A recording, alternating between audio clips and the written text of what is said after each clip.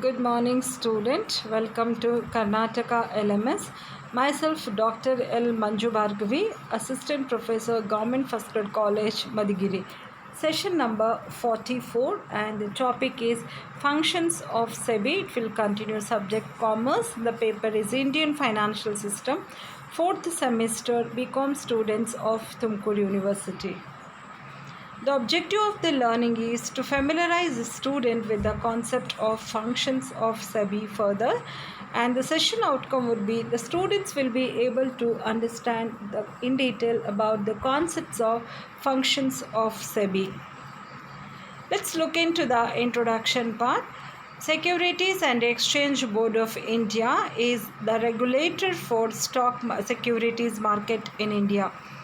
ಈ ಒಂದು ಸೆಬಿ ಬಂದು ಇಂಡಿಯಾದಲ್ಲಿರುವಂಥ ಸ್ಟಾಕ್ ಎಕ್ಸ್ಚೇಂಜ್ ಸೆಕ್ಯೂರಿಟೀಸ್ ಮಾರ್ಕೆಟ್ಗಳಿಗೆ it will be the board. ಇದು ಒಂದು ಸ್ಟಾಕ್ ಮಾರ್ಕೆಟಲ್ಲಿ ಸೆಕ್ಯೂರಿಟೀಸ್ ಮಾರ್ಕೆಟಲ್ಲಿ exchange board, it's a regulatory body in this market. It was established on 12th April 1992 through the SEBI Act 1992. It was formed officially by the Government of India in 1992, with SEBI Act 1992 being passed by the Indian Parliament. So Indian Parliament alli under the SEBI Act 1992 adiyalli idu registration agutte, establish ಆಗಿರುತ್ತೆ. Then the headquarters, SEBI headquarters was in the business district of Bandra Kurla complex in Mumbai, Maharashtra. So SEBI initially ಇದು ಒಂದು ನಾನ್ ಸ್ಟ್ಯಾಚ್ಯುರಿ body ಇರುತ್ತೆ, ಇದಕ್ಕೆ ಅಷ್ಟು powers ಇರೋದಿಲ್ಲ. ಆಮೇಲೆ 1992 SEBI act pass ಆದಮೇಲೆ it will get so many other powers to perform different kinds of functions. So ಅದಕ್ಕೆ initially SEBI was a non-statutory body without any statutory powers. However, in 1995 the SEBI was given additional statutory powers under the Government of India through an amendment to the Security Board of Exchange Act 1992. 1992 act ಏನು SEBI act ಇತ್ತು ಅದಕ್ಕೆ ಕೆಲವು amendment ಮಾಡಿಕೊಂಡು 1995ಅಲ್ಲಿ it will provide lot of statutory power to this SEBI. The functions of SEBI can be explained further in details. Now last sectionalli kuda ಬಹಳಷ್ಟು rolls responsibilities ಆಗಿದ್ದರ ಫಂಕ್ಷನ್ಸ್ನ ನೋಡಿದ್ದೀವಿ. ಈ ಸೆಷನಲ್ಲಿ ಕೂಡ further what are the functions of SEBI ನಾವಿಲ್ಲಿ ನೋಡ್ತೀವಿ.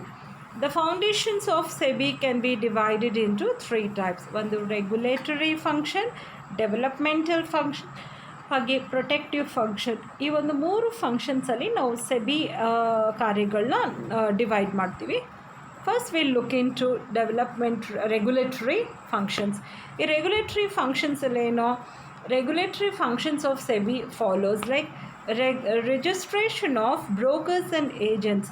ಈ regulatory functions ಅಡಿಯಲ್ಲಿ ಎಲ್ಲ ಬ್ರೋಕರ್ಗಳನ್ನ, ಏಜೆಂಟ್ಗಳನ್ನ, security ಮಾರ್ಕೆಟಲ್ಲಿ ಇರುವಂಥ ಎಲ್ಲ ಈ ಒಂದು ಏಜೆಂಟ್ಗಳನ್ನ ರಿಜಿಸ್ಟ್ರೇಷನ್ ಮಾಡಿಸೋದು ಮೇನ್ ಫಂಕ್ಷನ್ ಆಗಿದೆ. ಹಾಗೆ ಅದು ಸರಿಯಾಗಿ ರಿಜಿಸ್ಟ್ರೇಷನ್ ಆಗಿ ಸರಿಯಾಗಿ ರನ್ ಆಗ್ತಿದೆಯಾ ಇಲ್ವ ಅಂತ ಮಾನಿಟರ್ ಮಾಡಿ ರೆಗ್ಯುಲೇಟ್ ಮಾಡೋಕ್ಕಂಥದ್ದು ಕೂಡ ಈ ಒಂದು ಸೆಬಿಗೆ ಪವರ್ಸ್ ಇದೆ.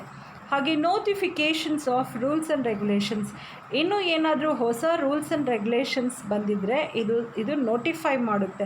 It will notify all the rules and regulations to all the people associated with this stock exchange market. Next, it levies certain fees. ಇದು ಕೆಲವು ಫೀಸ್ನ, ಕೆಲವು ಅಮೌಂಟ್ನ ಚಾರ್ಜ್ ಮಾಡುತ್ತೆ in the form of fees from the customers for providing various functions in SEBI. ಅದೇ ರೀತಿ regulator of investment scheme. So ಬಹಳಷ್ಟು different ಸ್ಕೀಮ್ಗಳು, different rate of ಇಂಟ್ರೆಸ್ಟಿಂದ it will attract all the investment. So ಆ ರೀತಿ different ಇನ್ವೆಸ್ಟ್ಮೆಂಟ್ನ ಸ್ಕೀಮ್ನ ಕೂಡ ಈ ಒಂದು ಸೆಬಿ ರೆಗ್ಯುಲೇಟ್ ಮಾಡ್ತಾ ಇರುತ್ತೆ. ಅದೇ ರೀತಿ ಡೆವಲಪ್ಮೆಂಟಲ್ ಫಂಕ್ಷನ್ಗೆ ಬಂದಾಗ SEBI will perform certain development functions. ಏನಂದರೆ ಟ್ರೈನಿಂಗ್ ಟು ಇಂಟರ್ಮೀಡಿಯೇಟ್ಸ್ ಇದು ಮೇಯ್ನ್ ಆಗಿರುತ್ತೆ. ಈ ಒಂದು ಇಂಟರ್ಮೀಡಿಯೇಟ್ ಅಥವಾ ಮಾರ್ಕೆಟಲ್ಲಿರುವಂಥ ಏಜೆಂಟ್ಸ್ಗಳೇನಿದ್ದಾರೆ between the investments and this board under the security market, ಇಂಟರ್ಮೀಡಿಯೇಟ್ಸ್ಗೆಲ್ಲ ಒಂದು ತರಬೇತಿಯನ್ನು ನೀಡುವುದು, ಯಾವ ರೀತಿ ಮಾರ್ಕೆಟಲ್ಲಿ they have to the trade and with the rules and regulations and everything. So ಇಂಟರ್ಮೀಡಿಯರ್ಗಳಲ್ಲಿ ಆ ಒಂದು ಮಧ್ಯವರ್ತಿಗಳಂತ ಏನು ಕರಿತೀವಲ್ವ, ಅವರಿಗೆ ತರಬೇತಿಯನ್ನು ನೀಡುವಂಥದ್ದು ಡೆವಲಪ್ಮೆಂಟಲ್ ಫಂಕ್ಷನಲ್ಲಿ ಬರುತ್ತೆ. Next, promotion of fair trade. Unfair trade ಪ್ರಾಕ್ಟೀಸಸ್ಗಳೇನಾದರೂ ಇದ್ದರೆ ಅದನ್ನು ಎಲಿಮಿನೇಟ್ ಮಾಡೋದು, ಫ್ರಾಡುಲೆಂಟ್ ಆ್ಯಕ್ಟಿವಿಟೀಸ್ ಇದ್ದರೆ ಅದನ್ನು ತಡೆಗಟ್ಟಿ ಒಂದು ಒಳ್ಳೆ ಫೇರ್ ಟ್ರೇಡನ್ನು ಪ್ರಮೋಟ್ ಮಾಡ್ತಕ್ಕಂಥದ್ದು, ರೂಲ್ಸ್ ಆ್ಯಂಡ್ ರೆಗ್ಯುಲೇಷನ್ನ ಫಾಲೋ ಮಾಡ್ತಿದ್ದಾರಾ ಇಲ್ವಾ ಅಂಥದ್ದನ್ನೆಲ್ಲ ಕೂಡ ಮಾನಿಟರ್ ಮಾಡಿ ಒಂದು ಫೇರ್ ಟ್ರೇಡ್ ಪ್ರಾಕ್ಟೀಸ್ನ ಸೆಬಿಯಲ್ಲಿ ಡೆವಲಪ್ ಮಾಡೋವಂಥ ಫಂಕ್ಷನ್ನ ಡೆವಲಪ್ಮೆಂಟಲ್ ಫಂಕ್ಷನಲ್ಲಿ ನಾವು ನೋಡ್ಬೋದು. ಅದೇ ರೀತಿ ಕಂಡಕ್ಟಿಂಗ್ ಆಫ್ ರಿಸರ್ಚ್. ಸೊ ಈ ಒಂದು ಸೆಕ್ಯೂರಿಟಿ ಮಾರ್ಕೆಟ್ ರಿಸರ್ಚ್ನ ಕಂಡಕ್ಟ್ ಮಾಡೋದಕ್ಕೆ ಕೂಡ ಪ್ರಮೋಟ್ ಮಾಡುತ್ತೆ. Because lots of changes will takes place. Environmental changes ಆಗಿರ್ಬೋದು, ಪೊಲಿಟಿಕಲ್ ಚೇಂಜಸ್ ಅಥವಾ ಕಂಪ್ನೀಸಲ್ಲಿ ಚೇಂಜಸ್ಗಳಾದಾಗ internal or external, due to internal or external factors, there are certain changes in the rates or fluctuation or variation in the prices of the security. So ಇದೆಲ್ಲ ಕೂಡ ಒಂದು research ಮಾಡೋದಕ್ಕೆ ಅಥವಾ ಇನ್ವೆಸ್ಟರ್ಸ್ಗೆ ಯಾವ ಕಂಪ್ನಿಯಲ್ಲಿ ಇನ್ವೆಸ್ಟ್ ಮಾಡಿದರೆ, ಯಾವ ಸೆಕ್ಯೂರಿಟೀಸ್ಗಳಲ್ಲಿ ಇನ್ವೆಸ್ಟ್ ಮಾಡಿದರೆ ಬೆನಿಫಿಟ್ ಆಗುತ್ತೆ ಅಂತ ಇನ್ಫಾರ್ಮೇಷನ್ನ ಎಲ್ಲ ಕೂಡ ತಿಳ್ಕೊಳ್ಳೋಕ್ಕೆ ಈ ರೀತಿ ಎಲ್ಲ ರಿಸರ್ಚ್ ಆ್ಯಕ್ಟಿವಿಟೀಸ್ನ ಪ್ರಮೋಟ್ ಮಾಡ್ತಕ್ಕಂಥದ್ದು ಈ ಒಂದು ಸೆಬಿ ಡೆವಲಪ್ಮೆಂಟಲ್ ಫಂಕ್ಷನಲ್ಲಿ ಬರುತ್ತೆ. ಅದೇ ರೀತಿ ಆನ್ಲೈನ್ ಟ್ರೇಡಿಂಗ್, ಬಹಳಷ್ಟು ಈಗೆಲ್ಲ ಟ್ರೇಡ್ ಆನ್ಲೈನಲ್ಲಿ ಆಗ್ತಿರೋದ್ರಿಂದ ಆನ್ಲೈನ್ ಟ್ರೇಡಿಂಗ್ನ ರೆಗ್ಯುಲೇಟ್ ಮಾಡೋದು, ಹಾಗೆ ಬ್ರಾಂಚಸ್ಗಳು, ವೆಬ್ಸೈಟ್ಗಳ ಮೂಲಕ it will attract so many investors and it will expand it's business. The people really don't have to walk into the security market physically. They can trade there, they can sell and buy their securities online. So ಈ ಒಂದು online ಟ್ರೈನಿಂಗ್ನ ಕೂಡ developmental functions of SEBI ಅಂತ ನಾವು ನೋಡ್ಬೋದು. So just recap about all the developmental functions of SEBI. ಒಂದು training provide ಮಾಡೋದು ಇಂಟರ್ಮೀಡಿಯೇಟ್ಗೆ, ಅದೇ ರೀತಿ promotion of promoting the fair trade, ಹಾಗೆ ಅನ್ಫೇರ್ ಟ್ರೇಡ್ ಮತ್ತು ಫ್ರಾಡುಲೆಂಟ್ ಟ್ರೇಡ್ನ ತಡೆಗಟ್ಟೋದು. ನೆಕ್ಸ್ಟ್, ರಿಸರ್ಚ್ ಆ್ಯಕ್ಟಿವಿಟೀಸ್ನ ಕಂಡಕ್ಟ್ ಮಾಡೋದು, ಹಾಗೆ ಆನ್ಲೈನ್ ಟ್ರೇಡಿಂಗ್ನ ಕೂಡ ಡೆವಲಪ್ ಮಾಡತಕ್ಕಂಥದ್ದು ಈ ಒಂದು ಡೆವಲಪ್ಮೆಂಟಲ್ ಫಂಕ್ಷನ್ಸ್ ಆಫ್ ಸೆಬಿಯಲ್ಲಿ ನಾವು ನೋಡ್ಬೋದು. ನೆಕ್ಸ್ಟ್ ಬಂದು ಮೂರನೇದು, ಪ್ರೊಟೆಕ್ಟಿವ್ ಫಂಕ್ಷನ್ಸ್. ಯಾವ ರೀತಿ protective functions this SEBI will do. ಒಂದು ಪ್ರಿವೆಂಟ್ ಇನ್ಸೈಡರ್ ಟ್ರೈನಿಂಗ್ ಅಂದರೆ ಆ ಒಂದು ಕಂಪನಿ ಮೆಂಬರ್ಸ್ ಅಥವಾ ಹೈಯರ್ ಅಥಾರಿಟೀಸ್ ಇನ್ವಾಲ್ವ್ಮೆಂಟ್ ಇಲ್ದಂಗೆ ಈ ರೀತಿ ಇನ್ಸೈಡರ್ ಟ್ರೇಡಿಂಗ್ನ ಪ್ರಿವೆಂಟ್ ಮಾಡೋದು. Next, prohibits fraudulent and unfair trade practices. As I have told, ಒಂದು ಡೆವಲಪ್ಮೆಂಟ್ ಫಂಕ್ಷನಲ್ಲಿ ಫೇರ್ ಟ್ರೇಡ್ ಪ್ರಾಕ್ಟೀಸಸ್ನ ಪ್ರಮೋಟ್ ಮಾಡ್ತಕ್ಕಂಥದ್ದು. ಅದೇ ಅನ್ಫೇರ್ ಟ್ರೇಡ್ ಪ್ರಾಕ್ಟೀಸಸ್ ಅಥವಾ ಫ್ರಾಡುಲೆಂಟ್ ಟ್ರೇಡ್ ಪ್ರಾಕ್ಟೀಸಸ್ ಏನಾದರೂ ಕಂಡುಬಂದರೆ ಅವನ್ನ ಪ್ರೊಹಿಬಿಟ್ ಮಾಡೋದು, ತಡೆಗಟ್ಟೋದು ಕೂಡ ಈ ಒಂದು ಪ್ರೊಟೆಕ್ಟಿವ್ ಫಂಕ್ಷನ್ಸಲ್ಲಿ ನೋಡ್ತೀವಿ. It will all protect the interest of the investors in the security market. Investors ತುಂಬ ಸೇಫ್ ಇರ್ತಾರೆ, ಯಾಕಂದರೆ ಅಲ್ಲಿ unfair trade practice, fraudulent trade ಪ್ರಾಕ್ಟೀಸ್ನೆಲ್ಲ ಈ ಒಂದು ಸೆಬಿ ಸ್ಟಾಪ್ ಮಾಡುತ್ತೆ, ಪ್ರೊಹಿಬಿಟ್ ಮಾಡುತ್ತೆ. Next, promotes fair practices. As I have said, unfair trade ಪ್ರಾಕ್ಟೀಸಸ್ನ ತಡೆಗಟ್ಟಿ ಫೇರ್ ಪ್ರಾಕ್ಟೀಸಸ್ನ SEBI will follow. Next, it educate the ಇನ್ವೆಸ್ಟರ್ಸ್ಗೆ ಆ್ಯಸ್ ವಿ ಹ್ಯಾವ್ ಡಿಸ್ಕಸ್ ಬಹಳಷ್ಟು ನಾಲೆಡ್ಜ್ ಇರೋದಿಲ್ಲ about all the companies securities ಬಗ್ಗೆ. Securities ಮಾರ್ಕೆಟಲ್ಲಿ ಇನ್ವೆಸ್ಟರ್ಸ್ಗೆ ನಾಲೆಡ್ಜ್ ಇರೋದಿಲ್ಲ, ಅಂಥದ್ದನ್ನು ಕೂಡ it will give the training. It will educate means it will help the investors to understand various schemes, various shares, various debentures, ಇವೆಲ್ಲ ಕೂಡ ಸೆಕ್ಯೂರಿಟಿ ಮಾರ್ಕೆಟಲ್ಲಿ ಅವ್ರಿಗೆ ತಿಳ್ಕೊಳ್ಳೋದಕ್ಕೆ ಸಹಾಯ ಮಾಡುತ್ತೆ. ಇದೆಲ್ಲ ಪ್ರೊಟೆಕ್ಟಿವ್ ಫಂಕ್ಷನ್ಸ್. ಇದರಿಂದ investors will be very safe to invest. ಇವ್ರಿಗೇನೋ ನಾಲೆಡ್ಜ್ ಇಲ್ದಂಗೆ ಎಲ್ಲೋ ಒಂದು ಕಡೆ ಇನ್ವೆಸ್ಟ್ ಮಾಡಿದರೆ ವಿತೌಟ್ ಎನಿ ರಿಸರ್ಚ್ ಅವ್ರು ಹೋಗಿ ಇನ್ವೆಸ್ಟ್ ಮಾಡಿದಾಗ chances are there, risk will be more. So ಹಾಗಾಗಿ ಈ ಒಂದು SEBI will educate the investor so that they can decide where to invest.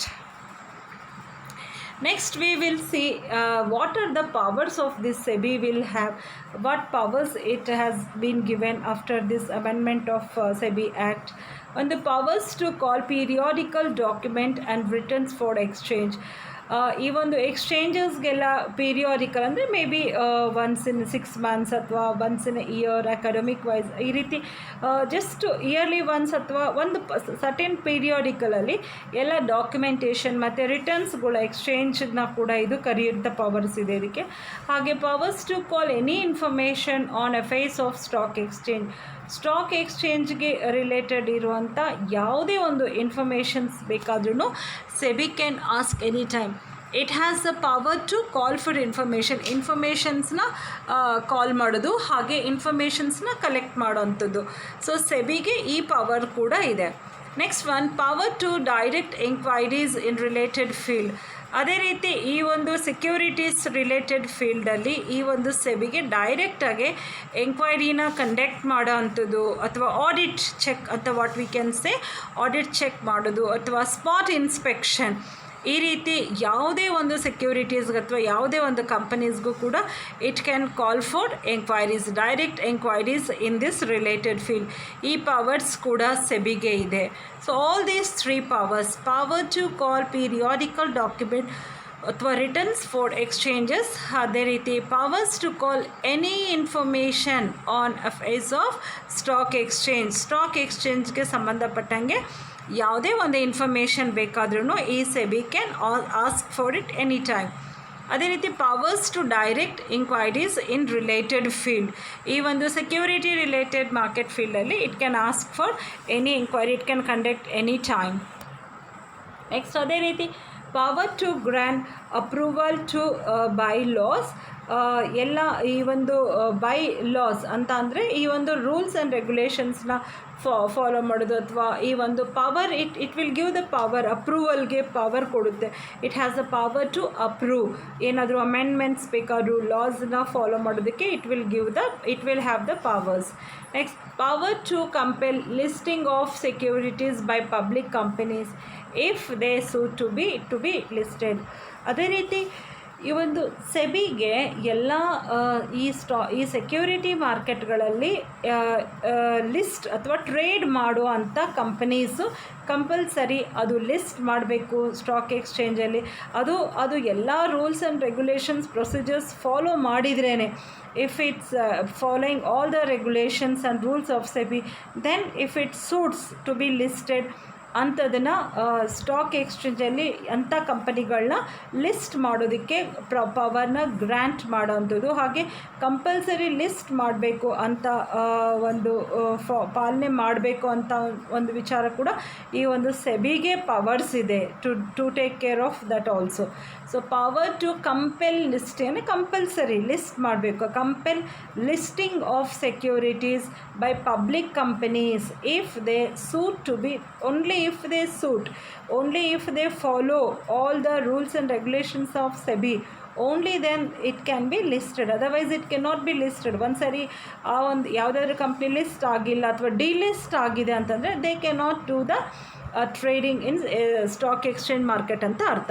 Next power to regulate and control recognized of required financial investment. ಹಾಗೆ it has the power to control recognised financial investment, ಯಾವ investment ಇದೆ ಅವೆಲ್ಲ recognise ಆಗಿದವ ಇಲ್ವಾ ಅಥವಾ ಅವೆಲ್ಲ registered ಆಗಿದವ ಇಲ್ವಾ ಅಂತ ಕೂಡ ಚೆಕ್ ಮಾಡೋ ಅಂಥ ಪವರ್ಸ್ ಈ ಒಂದು ಸೆಬಿಗೆ ಇದೆ.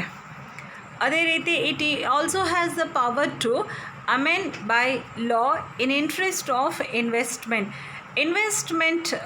ಇಂಟ್ರೆಸ್ಟಲ್ಲಿ ಅಥವಾ ಇನ್ವೆಸ್ಟರ್ಸ್ ಇಂಟ್ರೆಸ್ಟಲ್ಲಿ ಕೂಡ ಏನಾದರೂ ಲಾಸ್ಗಳಲ್ಲಿ ಅಂದರೆ ಇರುವಂಥ ರೂಲ್ಸಲ್ಲಿ ತಿದ್ದುಪಡಿ ಮಾಡುವಂಥ ಅಧಿಕಾರ ಕೂಡ ಈ ಒಂದು ಸೆಬಿಗೆ ಇದೆ. ಏನಾದರೂ ಅಮೆಂಡ್ಮೆಂಟ್, ಏನಾದರೂ ಚೇಂಜಸ್ ಮಾಡಬೇಕು ಅಂದರೆ it has the power to amend by law in interest of investments. ಅದೇ ರೀತಿ power to grant registration of required financial intermediates.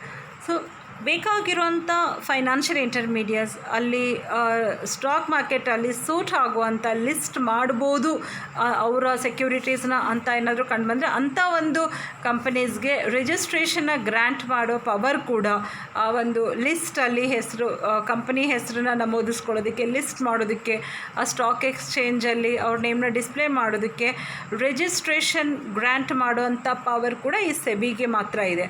ಹಾಗೆ power to charge fee to carry out regulations.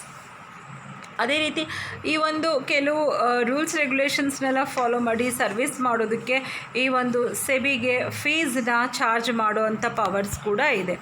Next one, this power to declare applicability of Section 17 of Securities Contract Regulation Act in state in the country and to grant license to dealers in securities.